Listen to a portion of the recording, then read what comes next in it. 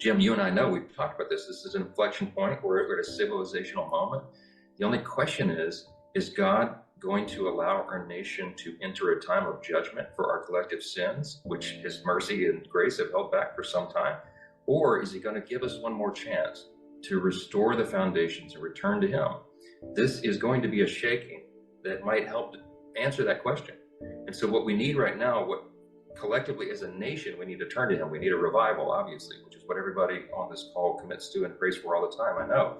But more immediately and specifically on Wednesday evening, as y'all are gathering, what we are going to need is a prayer for divine intervention in the hearts and among the members of this body, that they can get beyond their animus, their anger, the frustration, that we can unify as a group, and that we can navigate our way through this. We will not be able to do it without the Lord's help, because the flesh is, and the mistrust and the sin and everything is so great here that this is going to have to bring people to their knees. And I believe God is about to do something. I'm an optimist. I've been reading Jeremiah 1 all morning, that God is, he knows all this, of course. He's brought us to this point, and I believe that there's a remnant of faithful people, and he'll guide us through. I don't think God is done with America yet.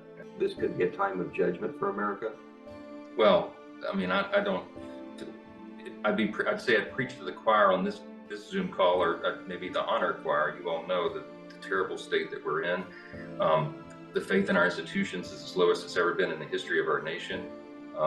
The culture is so dark and depraved that it almost seems irredeemable at this point. The church attendance in America dropped below 50% for the first time in our history since they began to measure the data 60 years ago, and the number of people who do not believe in absolute truth is now above the majority for the first time. So 1 in 3 teen girls contemplated suicide last year. 1 in 4 high school students identifies as something other than straight.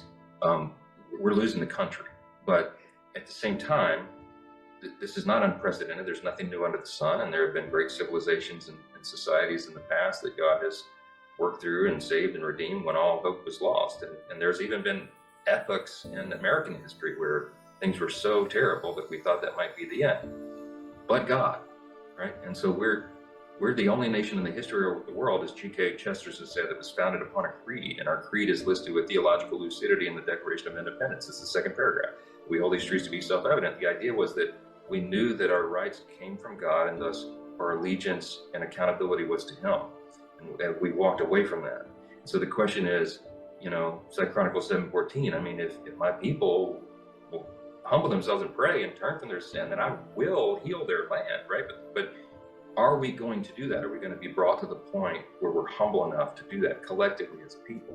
And then how large is the remnant that he needs? Is it 10 righteous men in Sodom, as you were texting the other day? I mean, is there a remnant that God would say, okay, I'll redeem the land? I believe that will happen. I believe that God is going to navigate us through this, and that good will come of it. But I don't see the path in this moment. I just know God does, and that's why tonight I'll go to bed no matter what happens and rest my head. If I get 3 hours of sleep, it may be less. But when I do sleep, I'm gonna remember the refrain from John Quincy Adams: duty is ours, results are God's. I say it to myself daily. I'll do my duty, and then I'm gonna trust the rest to him, and I'm at peace with that.